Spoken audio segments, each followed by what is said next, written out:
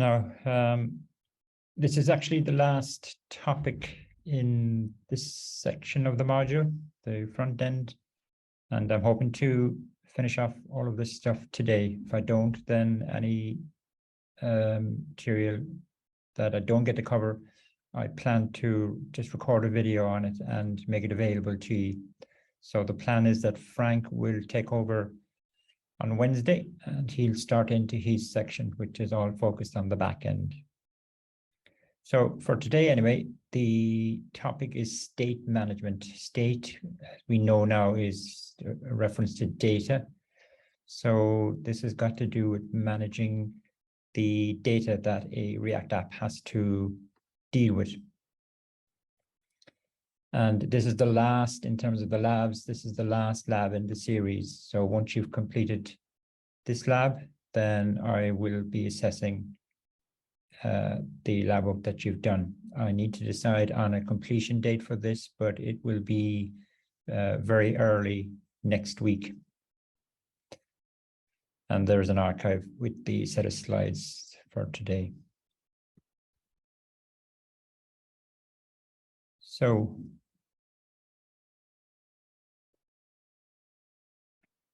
data fetching and caching. Fetching refers to the communication with the backend, obviously, and caching is something that you may or may not have heard of before. It's a topic that is relevant to any type of distributed application. It's not specifically a kind of single page app issue, but I am talking about it in the context of single page apps. But before we talk about caching, I want to kind of set the scene. So the title there, SPA state, SPA now we know stands for single page app, whether it be React or otherwise. And it turns out that in terms of the data that a single page app needs to deal with, there are two categories, two types of data. One is what we refer to as client data. It's also often referred to as just app state or app data. And I'm saying examples of this might be if your app has got a drop-down menu and the user selects an option on the drop-down menu, then we have to store which option they have selected. But the selection would come under the heading of client state data. You know, there may be multiple instances of our React app running on different browsers with different users. Each user will have their own selection from that drop-down menu. So we say that the client state data is not shared with anybody. It's just kind of privately owned by each instance of your single page app or your client. Other examples might be if our single page app allow the user to change the UI's theme. You know, you get this a lot in some sites where you can go from dark theme to a light theme. That would the selection would also be under the heading of client state. Any kind of text boxes associated with the app, whatever the user enters on the text box, that's client state. That has to be stored somewhere, but it is private to each instance of the client. The characteristics of client state data I'm saying here is that, as I already said, it's owned by the client. It's not shared in any way with the other instances of the client. And it's not persisted long-term anyway. You know, it may be stored somewhere in the browser, but typically once you shut down the browser tab, that data is lost. And that's okay. There's no need to be holding on to it anywhere.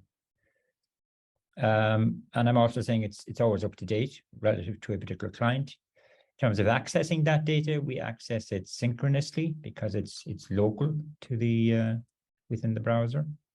And as we know now, in relation to React anyway, we would use the useState hook for storing client data or client state.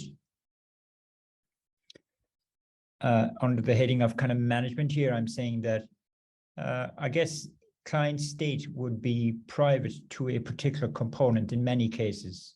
You know, if your drop-down menu was on a particular page and there was no other page that needed to know what was selected on the drop-down menu, then you would store the drop-down menu selection in a state variable within that page component. Nobody else needs to know about it. If other components did need to know about it, then we know from last week we could use a context to store it, and then other components can access it. An example of that would be if the user has to log into your app, then the user credentials or the token that the user gets, that would be stored in a context within the client. And we had that last week. That's client state. The other type of state is server state. And I am just saying there that, you know, I mentioned model view controller, I think on lecture number 1, really, when we talk about the M part of MVC in relation to single page apps, then what we're really talking about is this server state. So server state, examples of it in relation to our movies app would be the list of movies that we get from TMDB's Discover endpoint, the list of genres, the movie details, all of that stuff that we retrieve from the backend. It's stored somewhere in the client, all right, but we would categorize it as server state data. Characteristics are, it does need to be persisted, but it's persisted remotely, i.e. at the back end. It's shared by all instances of your client. All instances are accessing the same backend. In terms of accessing it, it's accessed asynchronously. We know that. We use the fetch the fetch function to do that for us, but that fetch is an asynchronous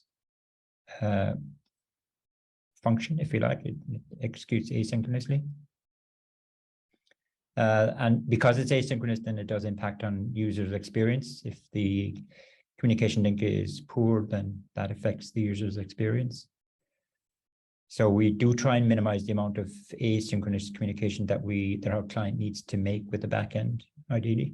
We'll see ways of doing that in a minute.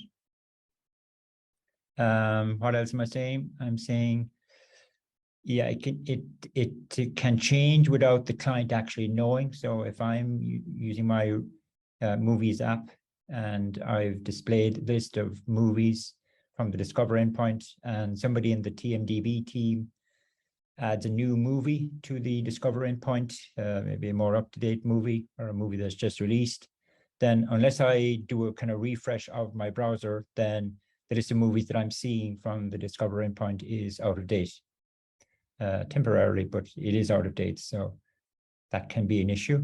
If that can be an issue, if the data at the back end is changing very frequently, you know, for a particular browser session, if the potential for the data to change within a particular browser session is high, the potential for change is high, then that's something we do need to accommodate in our single page app.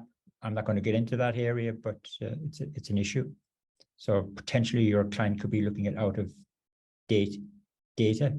Often we refer to it as stale data. Specific to React, then we know that we would use a combination of the use effect and use state hooks to access that data and store it. We will be storing it in a state variable, but where that state variable is can depend.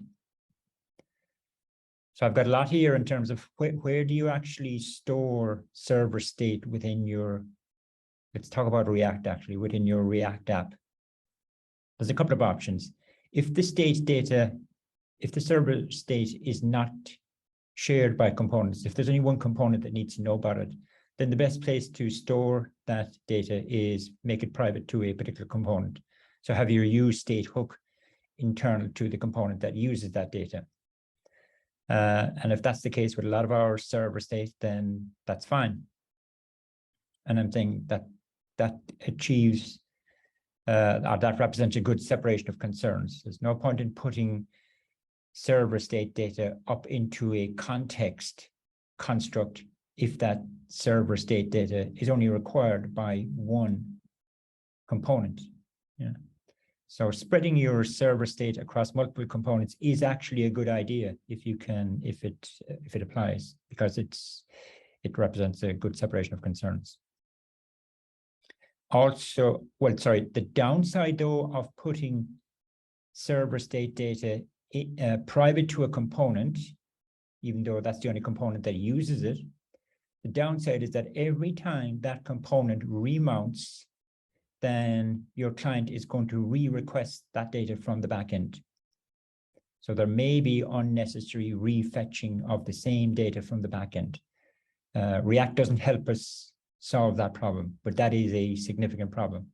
And that has been happening all along with our Movies app. Every time we navigate away from the home page, when we go back to the home page, our app is actually, or it could be anyway. I'm just thinking now. Yeah, sorry, it is. It's definitely, it's re-requesting the list of 20 movies every single time. That is going to change in this week's lab, but up to now, that has been happening. The alternative to storing server state data private to a component is to put it into a context or store it somewhere globally. And the advantage of storing it globally is that we don't have this unnecessary refetching. Because if you remember from last week, the context construct, which is where we store global data, that construct is part of a component that is at the very top of our component hierarchy. And the component at the very top of our component hierarchy, that is only mounted once. It's never remounted. And so when it mounts, it fetches that server state data, but it never refetches it again. So that's good. The bad thing, though, about storing all of your server state in a context is that if some of that server state isn't really required until a particular page is loaded in the browser, then we are potentially fetching data before we actually need it. So that's a problem, which I'm talking about here, fetching data before it actually is required. So there's a bit of a juggling act going on here.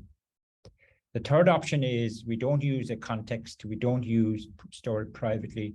We actually use a third-party library to manage our server state data. The most common one in the React world is a library called Redux. You may have come across references in any articles that you may have read. But essentially, Redux is storing data globally. So it's really no different from option 2 here. So that doesn't really help us. Now I'm saying at the very bottom here, what we want ideally is the best of option 1 and option 2. We don't want to be fetching data unnecessarily. Once we fetch it once, then that it won't be refetched again for a particular session of our browser. And we don't want to be just stuffing all of our server state into a global context, because that's poor separation of concerns. So I've got a simple app here, and if it's the archive for this week, and the app has 2 pages. It has the kind of home page, which is on the left, and it's just grabbing a list of movies from TMDB. And if we click on any one of the movies, these movies are going to be clickable. If we click on them, then it brings up my movies detail page. Now, I'm not really interested in the UI part of this app, so I'm just displaying the movie details object. I'm rendering that on the page. That's fine, because we're not really interested in UI part in this case. We're more interested in state management. Both of these pages make a HTTP call to TMDB, which we know from now. Here's the problem, though. So on the right, I've opened up my developer tools, and I've clicked on the network tab.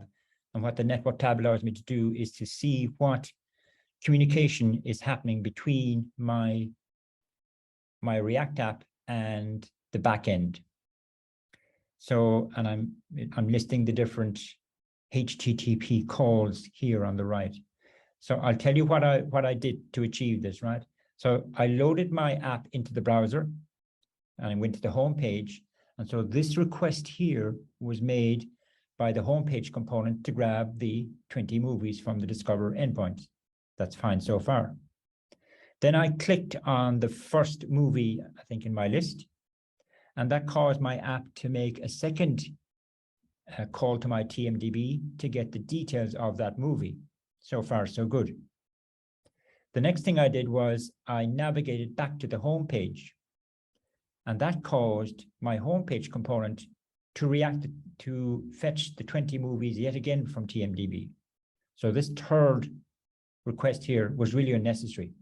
Nothing has changed in the meantime to my data.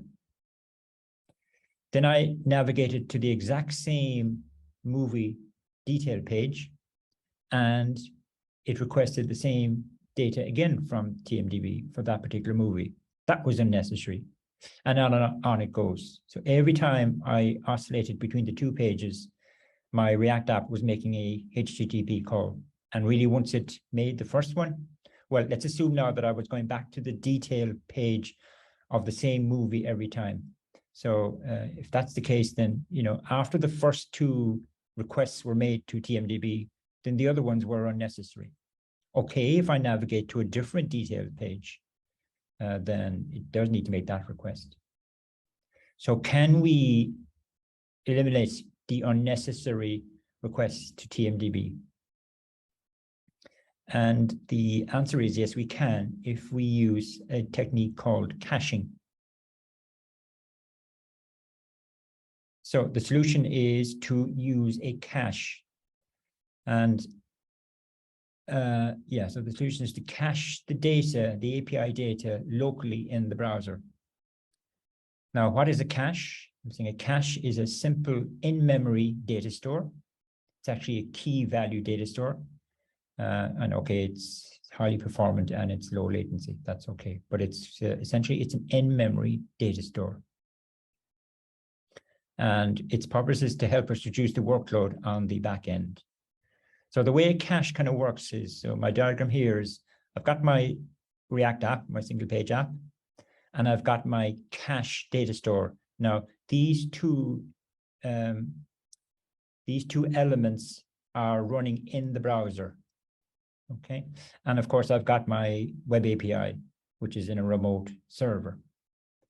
And so in general terms, the way a cache works is your React app will ask the cache, do you have a particular piece of server state data? Like, do you have the list of movies from the Discover endpoint of TMDB?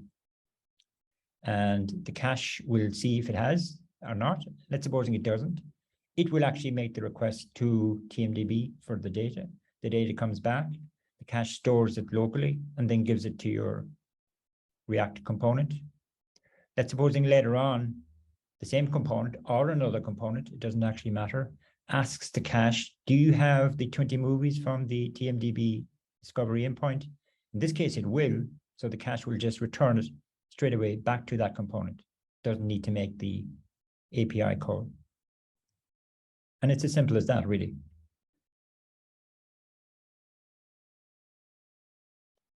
So what is a cache? And by the way, I did say at the very beginning of the lecture, caching is not specific to apps running in browsers. Caching is a technique that we use a lot within any kind of distributed system. For example, if you've got a server-side piece of code talking to a remote database, then you could use a cache between the server code and the database.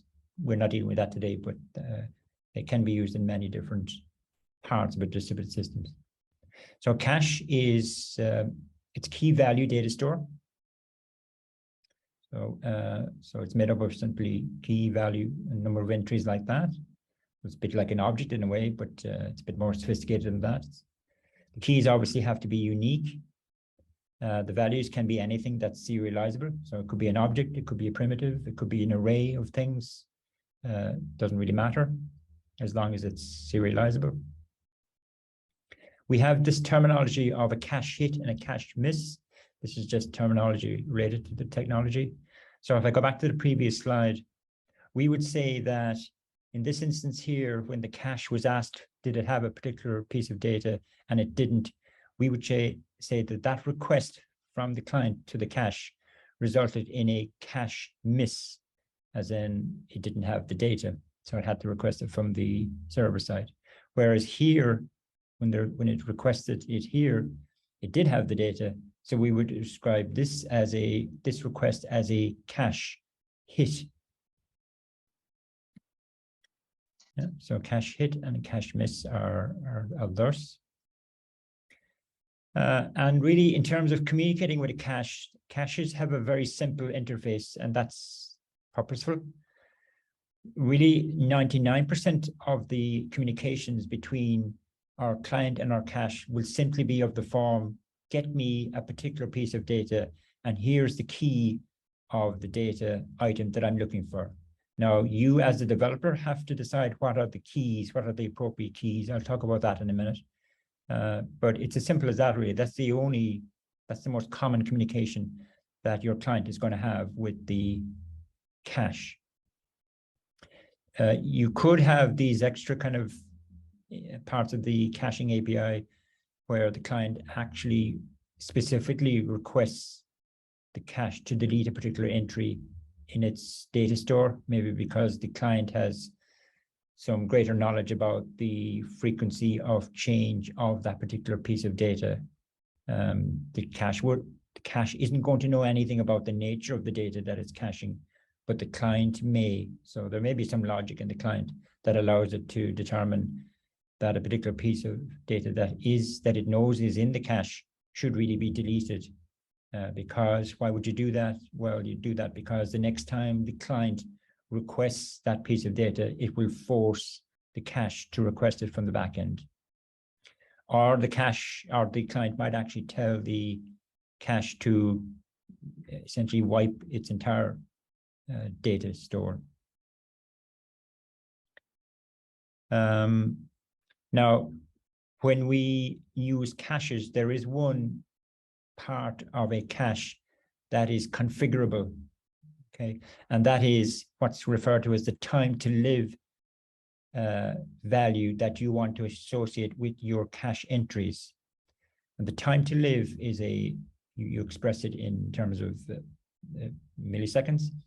It expresses how long do you want an entry to remain in the cache before the cache itself should delete the entry.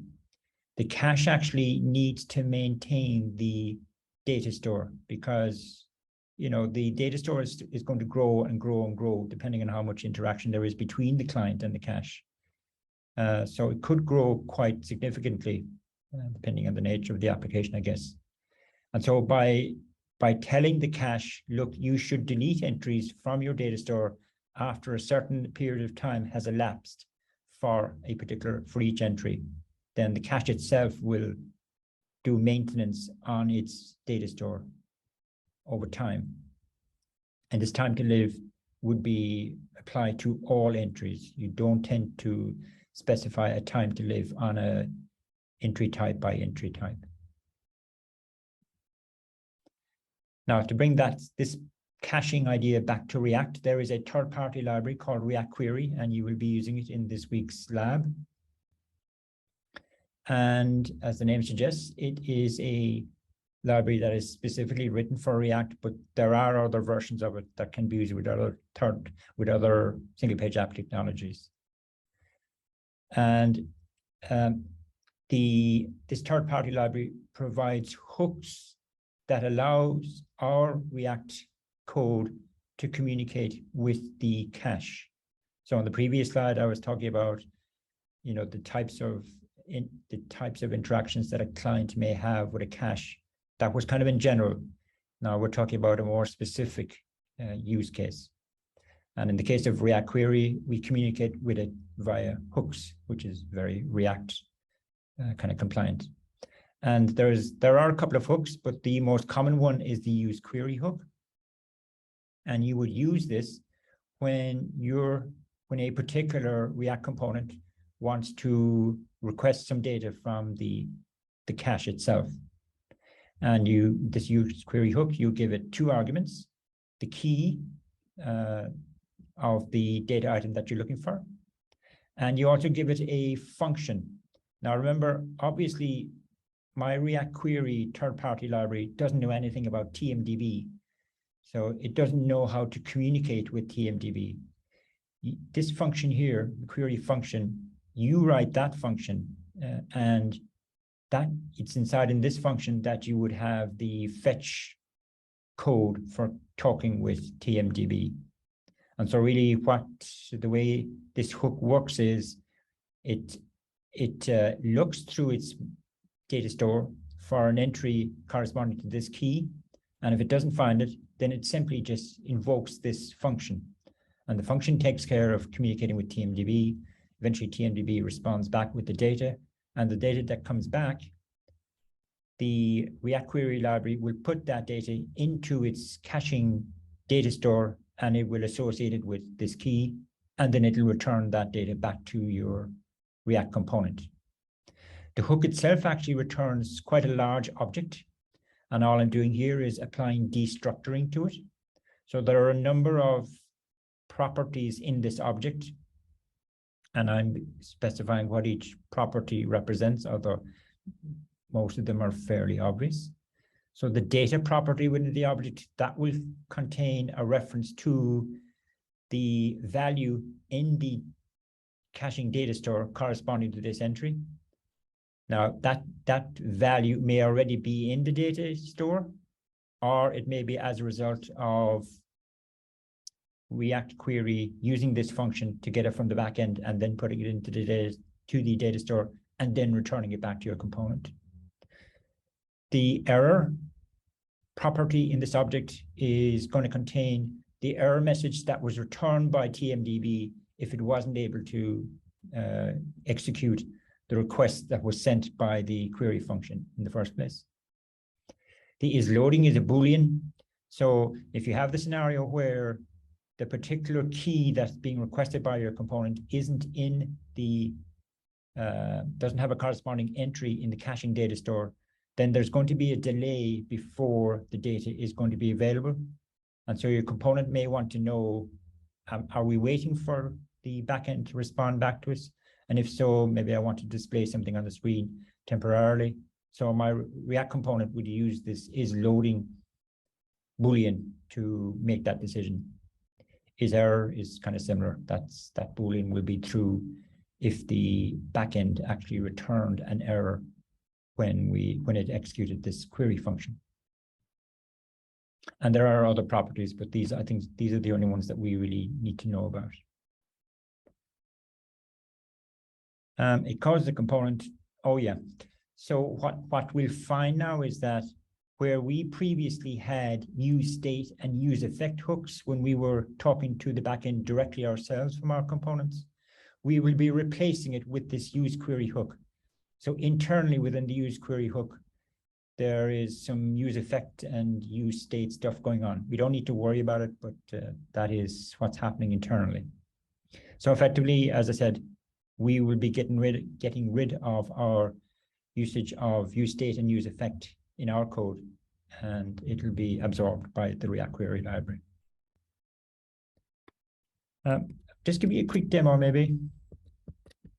So the archive with this week's lecture is this piece of code here, and it's just demonstrating the app that I talked about there on the slides. So if I do npm start,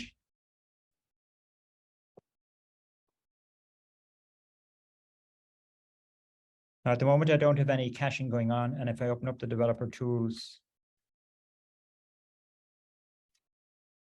and if I do a manual refresh,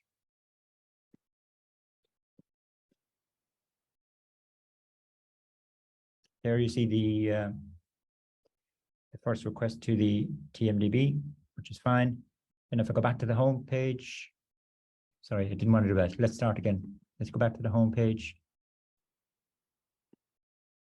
I'll do a manual refresh. And it makes the API call. I'll go to the first movie. Makes an API call. So far, so good. Go back to the home page. Makes another API call. That wasn't necessary. Go to the same movie. Another API call, also unnecessary, and on it goes. Now, at the moment, I'm not using caching. Let's supposing I bring in caching, and the way you'll have to modify this code that I give you now, but I tell you exactly what you need to do in the README. So if I just bring in caching for the home page, and then you can do it for the other page. So what I need to do is I need to, as me go into the home page, which is here.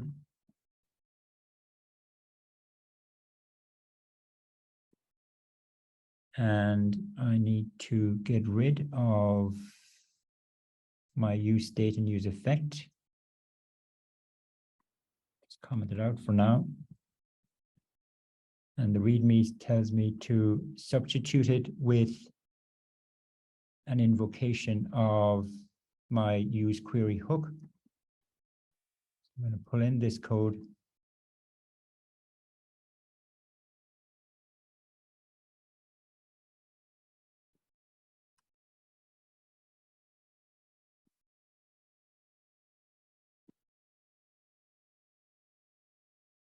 Sorry, what am I doing? I am copying that.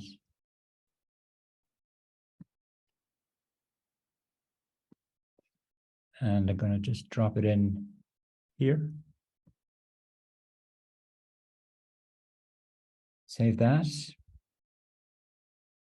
Now, what changes that made back in my app? So I'll just go back to square one again. And I'm going to do a manual refresh. Okay, that's fine. It's brought in the list of movies. Go to the first movie. That's fine. Now, when I go back to the home page, it's not going to make another API call, hopefully. And it hasn't. And the reason it hasn't is because my cache stored the data after the first request, and the use query hook took care of retrieving that data from the cache the second time I went back to the home page. Here's my home page. So it's the exact same code that runs on both mounting of the home page, but the first time the whole page mounts, when this line here executes, the function that makes the API call, this function here, which is, we're familiar with that from here. Okay, we've seen that kind of code before. The first time my homepage component mounts, the use query hook is going to use this function to talk to TMDB. And I've decided that the key that I'm going to use for that data is discover. That's a sensible name, I think, for the key, because it's the discovery endpoint.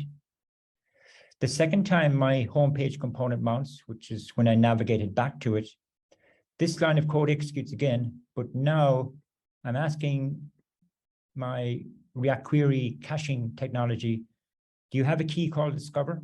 Which it will, and it's going to return the data back to me straight away via this here.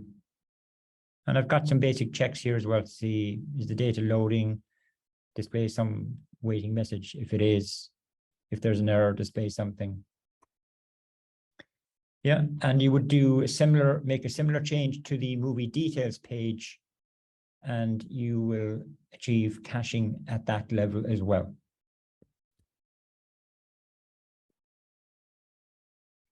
So play with the archive, I would recommend first before you start bringing it into the React to the movies app in the lab. The query key is something that you have to, or the keys that you choose for your cache is something you have to come up with. In many cases, a simple static string will suffice. So the discover key there will suffice for the 20 movies. But in the case of the entries for a particular movie, then I guess it would make sense that the key would contain the ID of the movie and maybe some static part as well. So in fact, I'm kind of suggesting here what a key might be. The text up here says that the key really can be, it can be a simple string, or it can be an array of values. So if it's an array of values, then maybe this might be a suitable key for my movie details, where this is the notionally the movie ID. Okay, I'm hard coding it here, but it would be a variable in real life. So my key can actually be a kind of sophisticated construct like this. So it's a string followed by an object where the object has this exact structure. If that is my key, then I do need to access this key inside in the function, because the function is going to, this function is going to potentially talk to TMDB. So it needs to extract the movie ID from this key structure. And it turns out that when you use the use query hook, then the function that you pass to it, it expects an argument, and that argument contains a number of key value pairs within it. But one of the key value pairs is a key within the args object called query key. And this expression here, args.query key, that will be bound to this structure here. The React Query Library takes care of that. And you can see what I'm doing is I'm actually performing some destructuring of this object, if you like. This array, sorry, this expression is going to evaluate to an array, because that's what it is up here. And I'm doing some destructuring of the array. And I'm also doing some destructuring of the second element in the array, because it's an object. And so the net effect of this overall line here is that there's now going to be a local variable called ID. And that local variable for this particular example will be equal to 1, 2, 3, 4, 5, 6. And then presumably I use that value within my fetch call, which is going to be down here. Again, you'll see me doing this in the lab. But the point is, this, I suppose, is what we would call a parameterized key for your caching data store. And it can be as complicated. We include the movie part, let's say, because let's supposing we're also retrieving actor details from TMDB, because it does have an actor's endpoint as well. Then, and the IDs of an actor and the IDs of a movie are quite similar. So how do we distinguish one from the other within our caching data store? Well, maybe the actor keys within the data store might have actor followed by a structure like this, whereas the movie ones will have movie followed by a structure like this. Reviews might have review followed by a structure like this.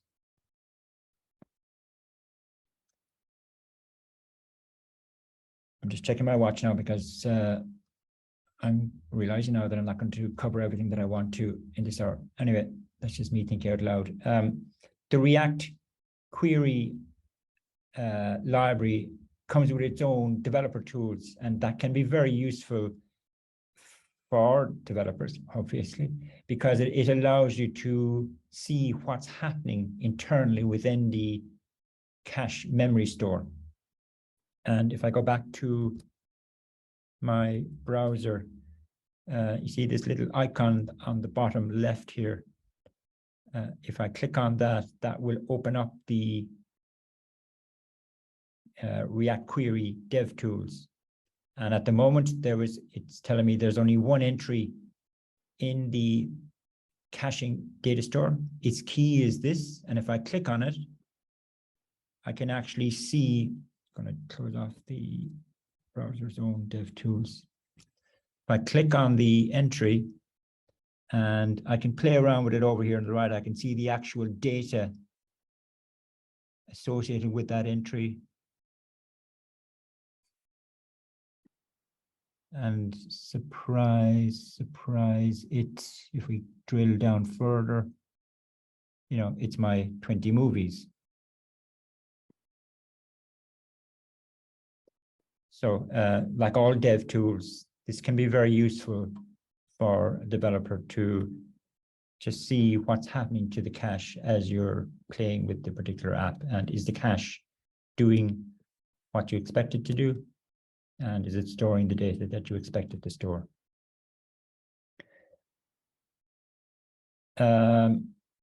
You can actually, you can control the cache with these buttons here. Like you can force the cache to clean out all its entries, or you can force it to remove an entry, et cetera, et cetera. We won't need to do that, but that option is available to you. And again, that can be very useful when you're in kind of debug mode. Right. And that's about it really in relation to caching. So once you've completed this week's lab, as well as looked at that sample app, hopefully you've got a good sense of just caching in general and the React Query library specifically. And you will be able to use it across all aspects of your React app. Now, okay, that's the end, as in that's the end of my lecturing on new material, but unfortunately, there is an assignment upcoming. Some of you may have seen this. The assignment is published on Moodle. So here is Moodle's, the Moodle entry for this particular module, and there's an assignment section here. And so I've got a specification for assignment number 1. And I want to spend the remaining time available to me talking through this. It shouldn't be any surprise at this stage that the overall terms, the objective of this assignment is to take the movies app that you're developing in the labs, and once you've completed this week's lab, then you have the starting point for this assignment. I have set the hand update. It does seem like a long way away, but you know, it's going to take you a while to get into React development mode. Arguably, it has been reasonably straightforward so far. Arguably, you may not think so, but yes, sir. Okay, there were exercises in the various labs, but they were purposefully chosen so that hopefully you're able to complete them. But when you start developing your own pages and components, then it's only then that you really start to get a handle on React. But let's see how you get on. So that's why the hand update is, you know, it seems like a long way away, but sorry, now I'm just trying to set something here on my screen. So yeah, okay, 5th of the 12th, and here is the hand update. What you'll be heading up is the URL of a GitHub repo, and you're also going to be required to make a video where you demonstrate the app that you have developed, what new features you've added on to the Movies app. We will potentially, we may interview people as well, some people as well, after the hand update. There will be a README that you need to complete for the GitHub repo. I will provide an exact template that you need to follow, and it is essential that you complete that README because I use it when I'm going through your submissions and make the assessments on them.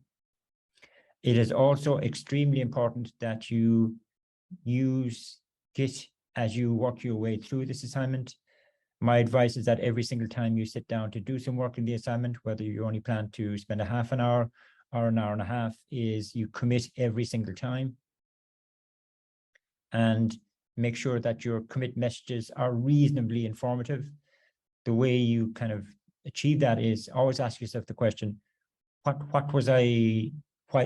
did I start working on the app during this hour session or half-hour session? What was I trying to achieve? And the answer to that what question is really what you put into the commit message. So the answer, the question might be, or the answer to that what question might be, I was trying to fix a bug in page X. So that would be your message. Or I started developing a new feature, started developing feature Y. Okay, so make sure A, that you commit very regularly, and B, that your commit messages are informative. And again, I use the Git log as part of my assessment process. You know now at this stage that I have this thing about Git. So don't come back to me saying I forgot to do my commits or I only did it a couple of times. Unfortunately, I won't accept that. Now, grading. What I've done is, and what Frank will do as well for his assignment, is that we give these kind of grading spectrum, and hopefully it will help you to try and achieve as good a score as you can. So if you're aiming for 40 to 55%, then in terms of characteristics of the submission that you make, it may well have a lot of new features that are very similar to the existing features in the app. So, you know, you may be reusing lots of the components that you will already have developed. Clearly, there'll be new pages, but the components used on those pages may be the same components that were already developed in the labs, or there may have been slight adaptations of them. And I'm even giving you more detail as to what you should be trying to achieve if you want to get into this grade band. So in terms of the UI, roughly speaking, you should have 3+ new pages or new views. And I'm categorizing the views as being list views or detail views. Now, the list view, for example, the page that we have that displays the 20 movies from the discovery endpoint, that is an example of a list view. If you have completed last week's lab, you would have developed the upcoming movies page. That's another example of a list view. Now, TMDB has loads of other, what we call endpoints that you can use to acquire data. For example, there's an endpoint that returns a list of actors' details, actors' objects. So you might have a page that just simply displays a list of actors, their image and some basic details about them. There is another TMDB endpoint that returns a list of TV series. Okay, so it wouldn't be a big deal, I think, to have a page that displays a list of TV series titles with a corresponding image and some basic details, a bit like the cards that we have on the movie cards that we have on the discovery page. There's also a TMDB endpoint that returns a list of movies that are similar to a movie, slightly more informative, or which I'm talking about here. So there's lots of options available to you.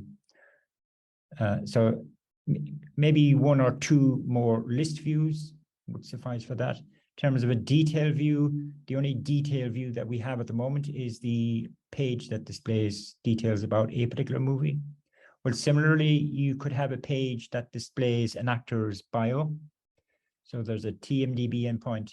If you give it the actor's ID, it will return an object with lots of information about that actor. And so you could display that. And I think it just returns a list of images as well. So that would be very like, in structure anyway, that would be very like the movie details page, but in this case, displaying actors' details. Similarly, you might have a page that shows more detailed information on a particular TV series.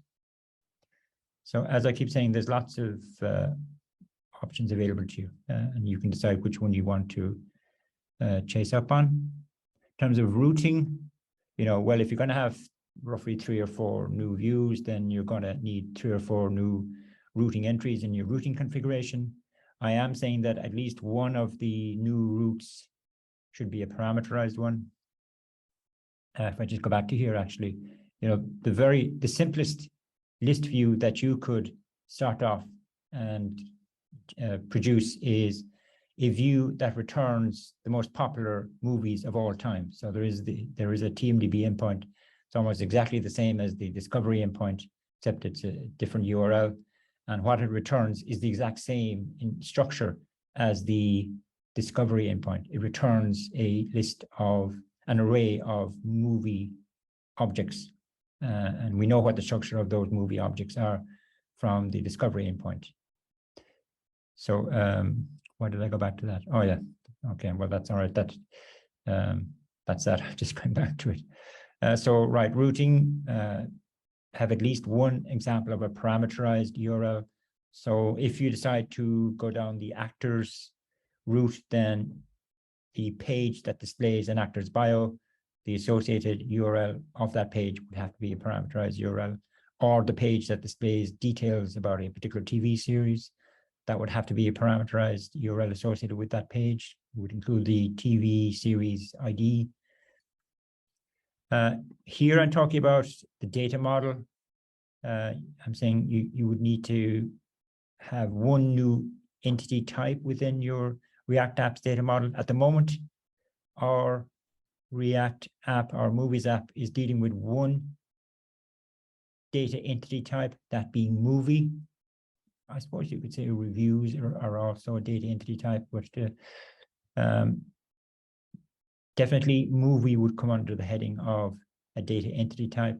Now you need to have at least one other entity type in your React app to satisfy this grade band. The obvious examples again would be the actor data type or the TV series data type. So to get between 40 and 55, is that what we said?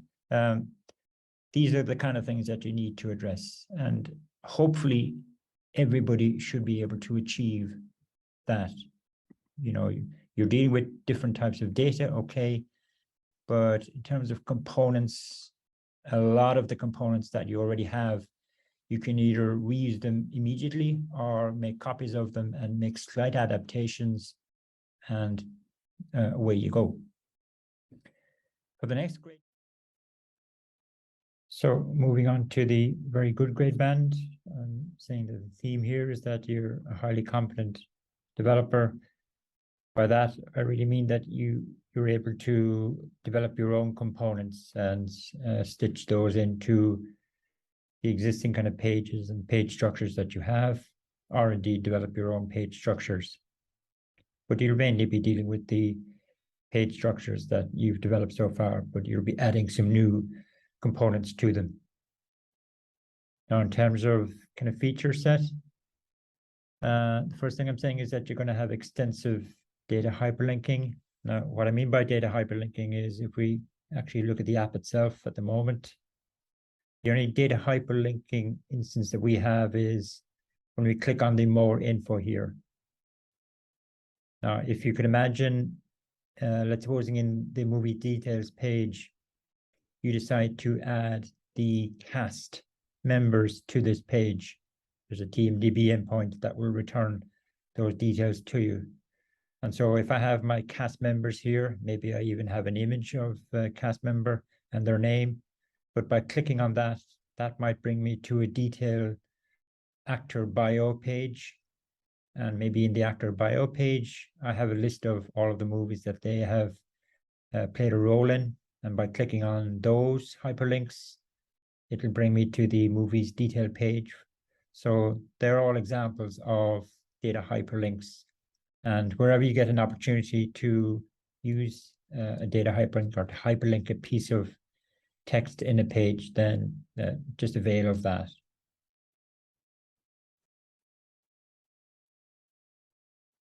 I'm also saying that you're going to be using caching pretty much everywhere in this grading spectrum. From the routing point of view, I'm saying I have basic authentication. Now, by basic authentication, really, I'm saying if you take the authentication solution that I provided in the lectures and lift that and drop it into your Movies app. So I guess in the site header now, there'll be a login link, and that'll bring up the login page, and it'll behave the way you expect it to behave. There's no real need for entering username passwords because they're not going to be used in any way.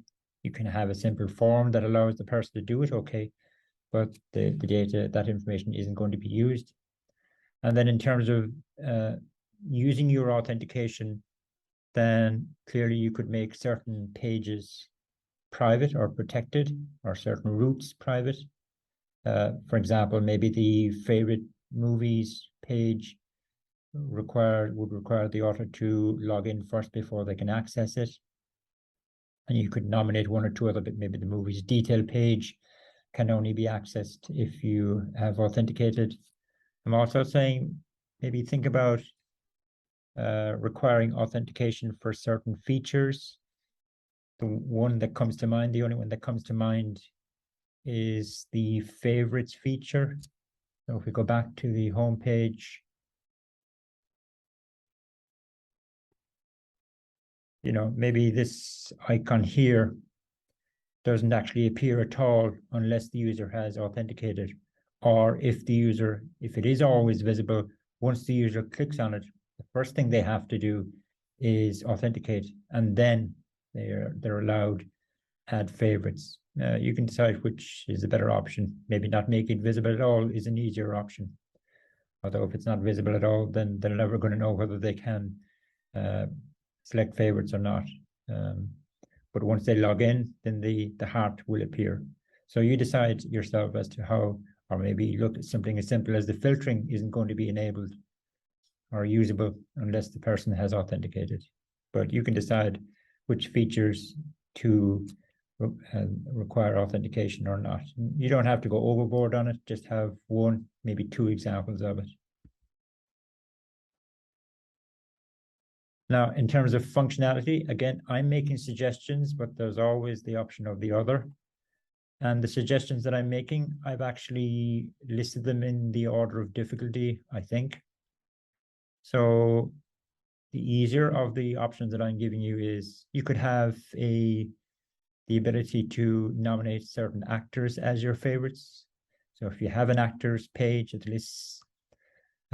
lists an array of actors' details, actors' cards, let's say, a bit like the discovery page, then again, the user can tag certain actors as their favorites, and I guess there would be a separate favorite actors page.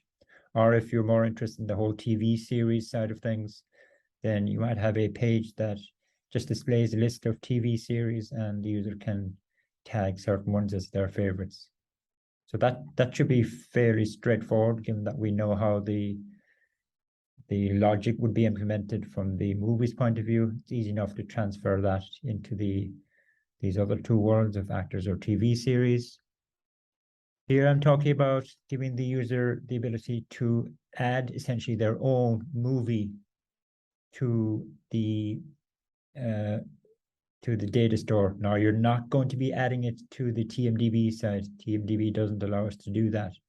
But we'll be storing our favorite movie details, or our fantasy movie details, sorry. We'll be storing our fantasy movie details just locally in the browser. And okay, we're going to lose all that information once we shut down the browser, but that's okay. So we're going to need a web form to allow the user to set up their fantasy movie characteristics. And initially, I'm saying, look, all of these would be sufficient information to enter into this web form that will be presented to the user. And you'll see how to code up web forms in this week's lab. So a lot of the fields are just ordinary text fields. Title would be just a text field. Overview would be a text field. This would be a drop-down menu, I guess. And ideally now, we know how to generate the drop-down menu from the list of genres provided by TMDB. But in the only example that we have, we can only select one genre.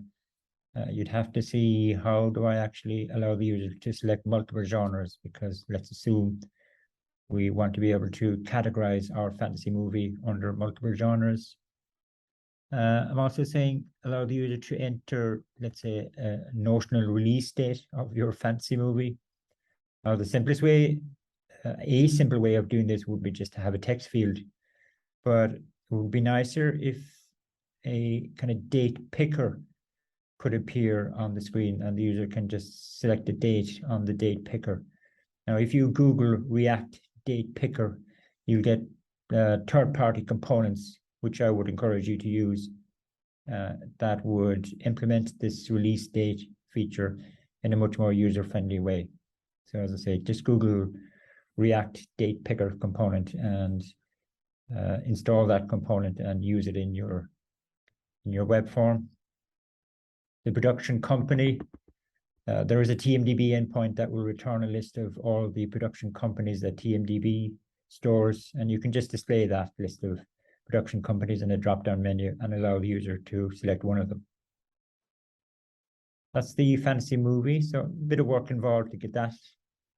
Now I'm saying it's a basic implementation because I have an advanced implementation or an advanced version of this later on.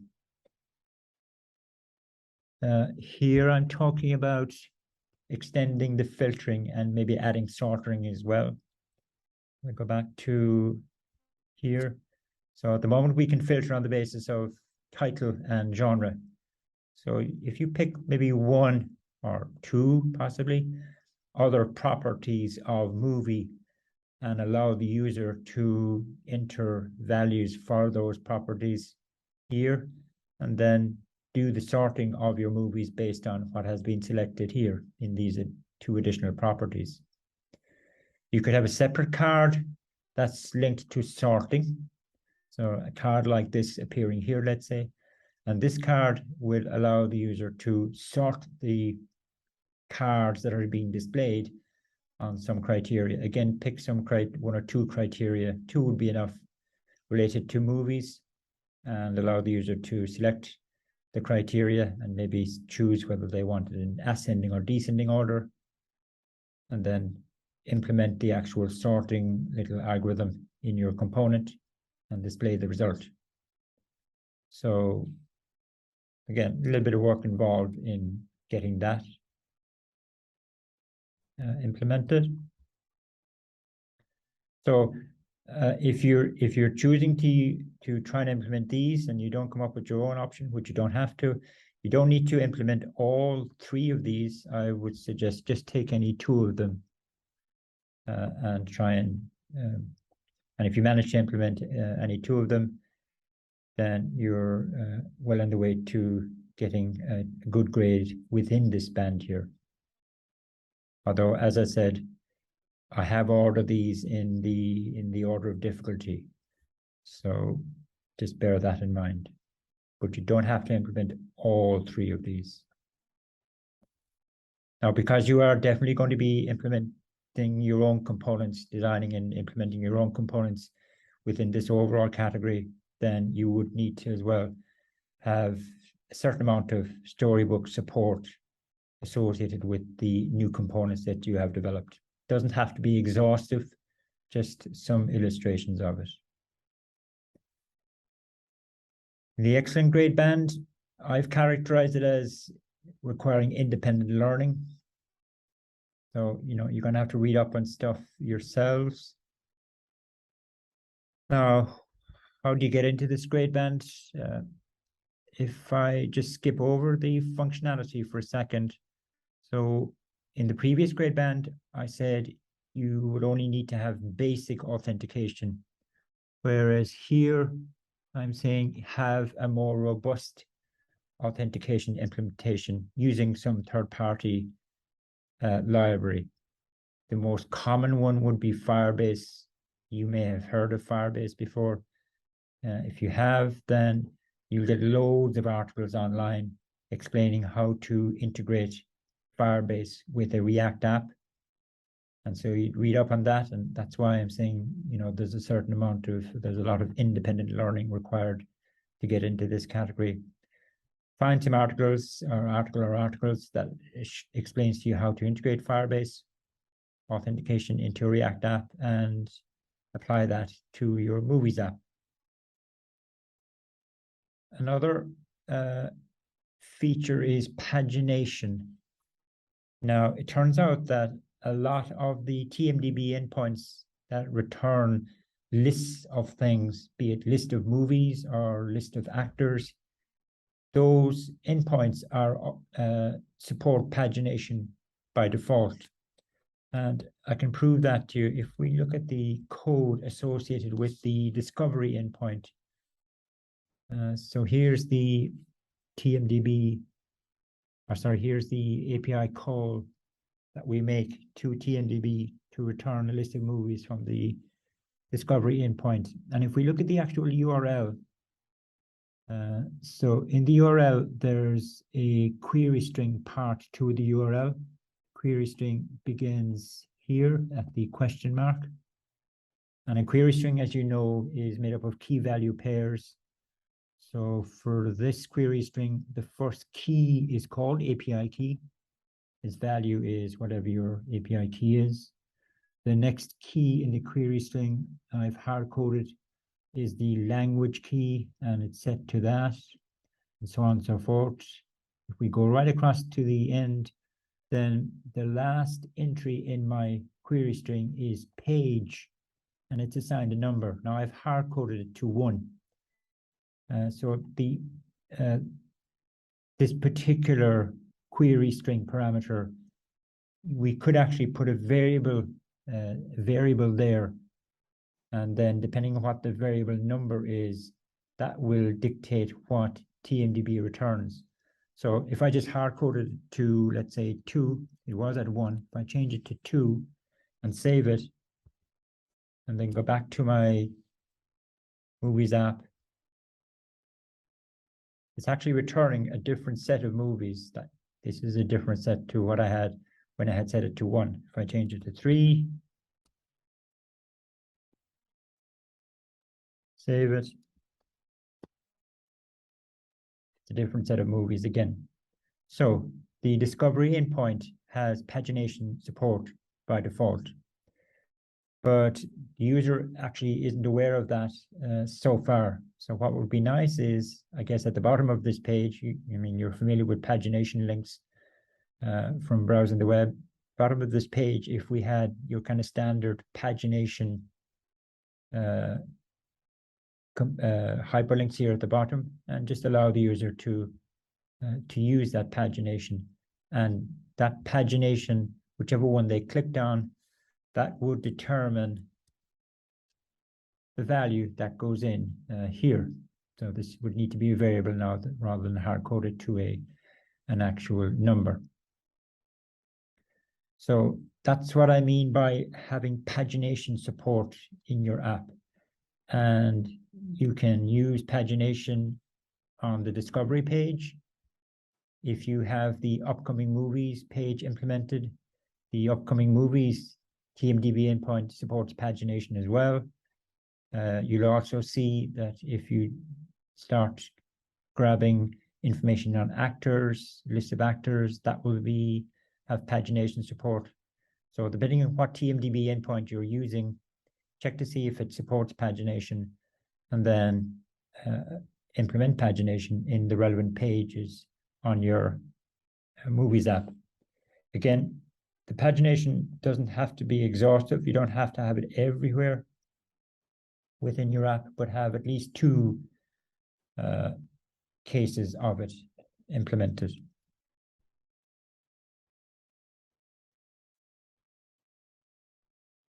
Now, staying with pagination, and again, if we go back to the movies app,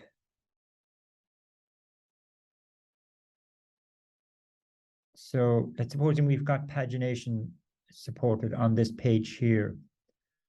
What would be nice is if that pagination was also reflected in your cache. So if the user kind of navigates from page 1 to page 2 to page 3, and then back to page 2 again, then from a caching point of view, we shouldn't really have to re-request the page 2 list of movies from the discovery endpoint, because they should already be in the cache. That means that your cache keys have to reflect this pagination feature. And if you go to the docs associated with the React Query third-party library, so I think I have this is the homepage for the React Query library itself, although notice here from the URL, we are using version 3 of the React Query library. I think there is a version 4, so just be aware of that. So use the URL that I've highlighted here. And if you go into the docs section, and if you scroll down on the left, you'll find a link in the docs to pagination. See if I can find it.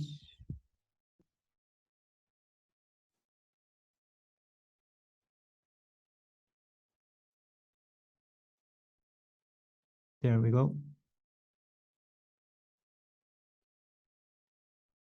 And it actually includes some code here that you can use to build in pagination support into your caching implementation.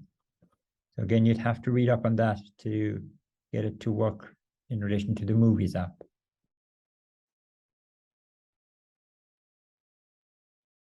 So quite a lot involved in achieving pagination. In terms of new features, again, I've come up with a couple of suggestions. You don't have to try and implement all of them. I would say pick two, or if you've only got time to implement one, then do that. So the first suggestion I'm coming up with is the ordering of your favorites. So at the moment, we can just add movies to our list of favorites, but we can't order them in any way. What's our number one favorite movie, or number two, and so on and so forth.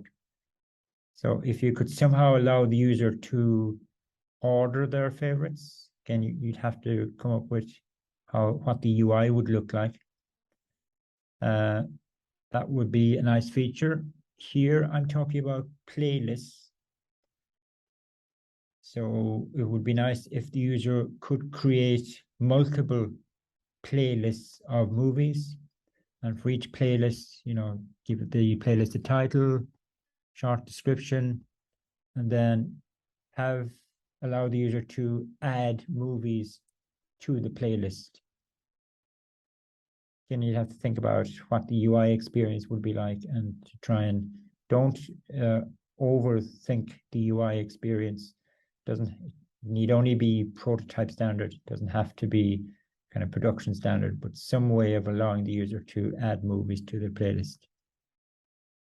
Or if we go back to our fantasy movie idea, previously we were entering just some basic properties of our fantasy movie, but to get into this excellent category, if the user could add cast members to their movie.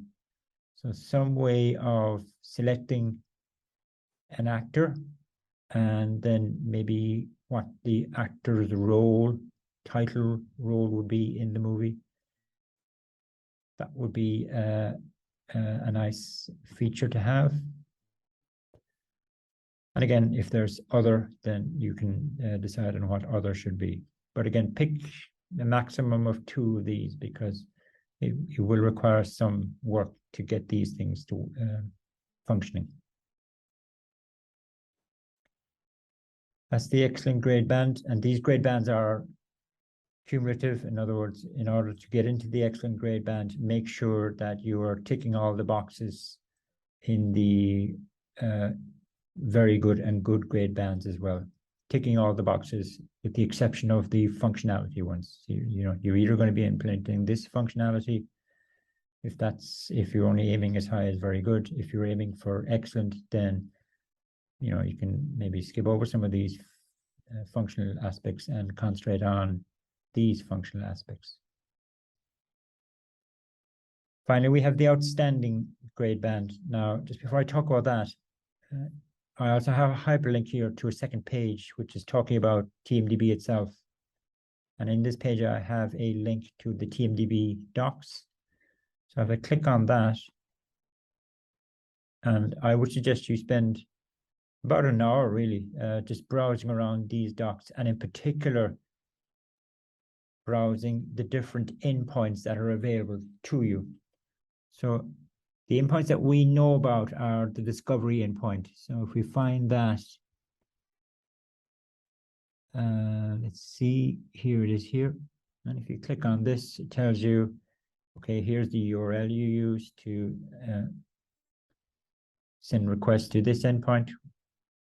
It also tells you what query string options are available on this endpoint. Now we already know that, where are the query string?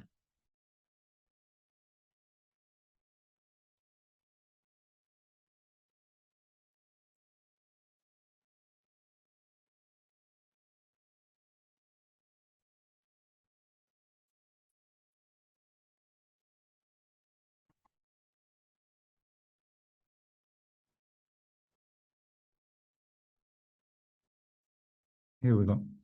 Here, the query string, and there are quite a number of them actually, but the only two actually that we're interested in is the API key one, the ones that I hard coded in the HTTP request, and the page one as well. So you won't really need to read up on the other query string options for this endpoint. So that's discovery. But if we also look at some of the other endpoints, it's collapsed my page, or has it? Oh no, it hasn't. Here we go. The genres endpoint we've used. The other interesting one is movies, which we've used quite a lot of. You can see there's lots of options within that. So we've used the get movie details. We know that's the URL already. You can read a little bit more about it there, but I don't think there's much else to read about.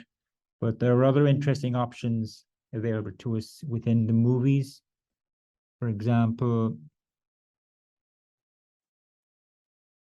get similar movies.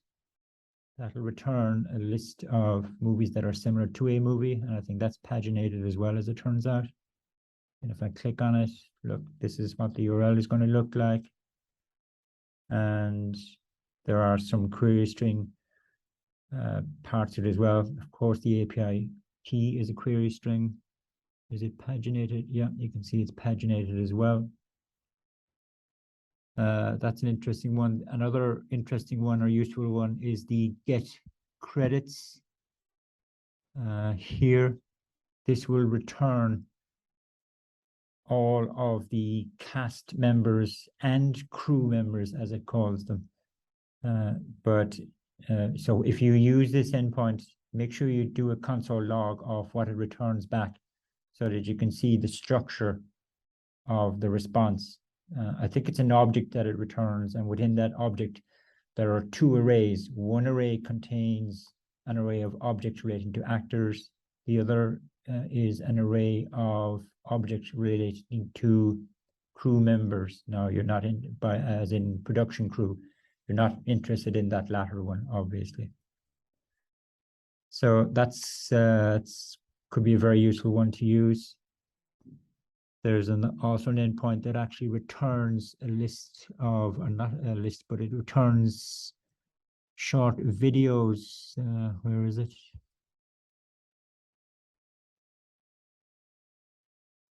There's the upcoming movies one that you've already used, but where are the videos?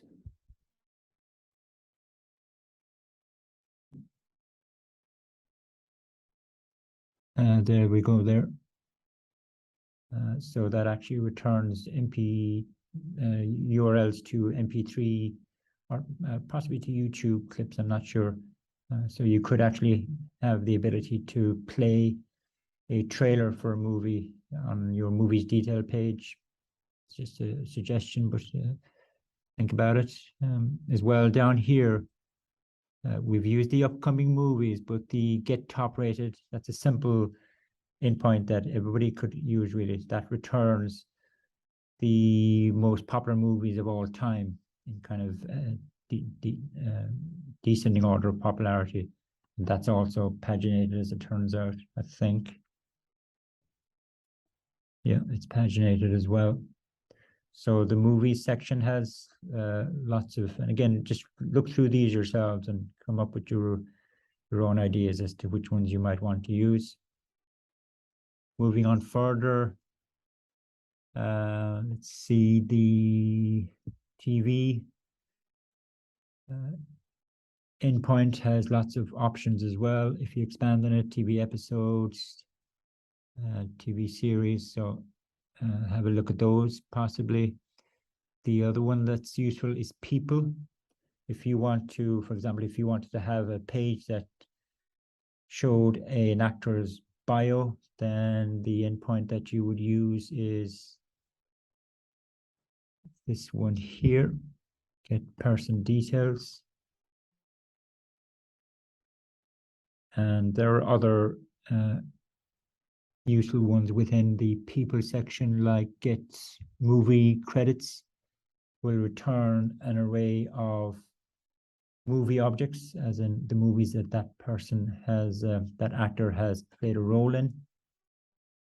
And again, browse around these for yourself. So I would recommend spending at least an hour initially just browsing around these docs to see what's available to you.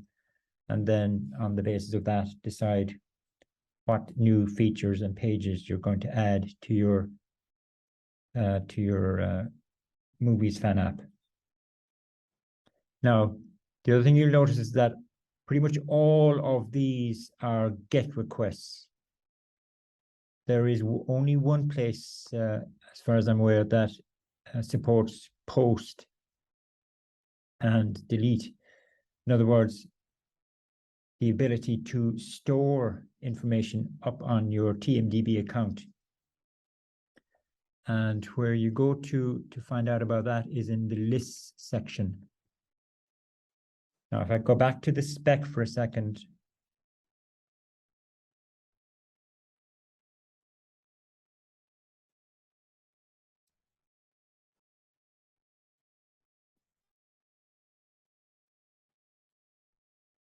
in the outstanding grade, I'm talking about having some backend support, backend persistence support as part of your submission. So what I'm getting at there is to support storing, let's say, our list of favorites somewhere in the backend. Now, if you're familiar with Firebase, you know that Firebase will allow you to store data on the Firebase server.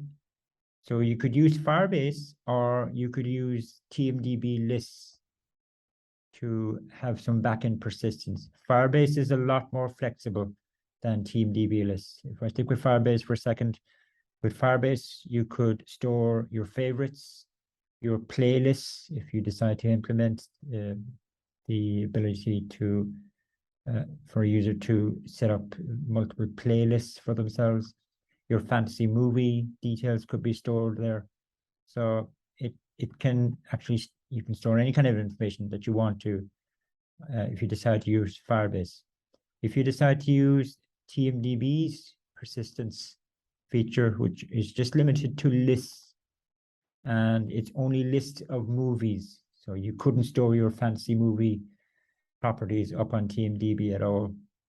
But if you decide to, anyway, to look into TMDB lists, and if I can go back to the docs,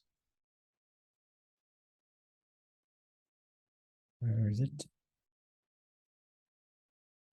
And if we go into the lists section,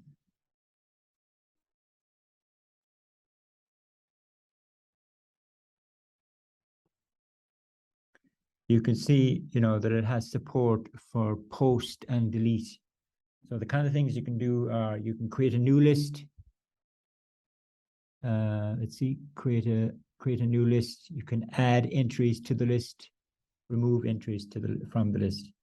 Where a list is limited to, I think it's just a movie ID, each entry in the list. I think the list can have a title, and then it can have an array of movie IDs. So it is quite limited, but you could store your favorites there, and you could potentially store your playlists as well. Right, that's I think that's everything really in the spec. So come to me with any questions that you might have in the labs, preferably, and I'll see if I can help you along. Okay, that's it. Thanks.